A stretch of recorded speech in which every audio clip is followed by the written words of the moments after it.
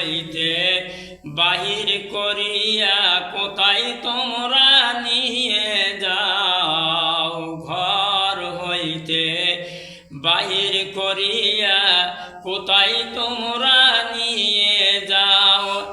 আজ বুঝি মা দিলেন ঘুমায়ে জনমের বিদায়।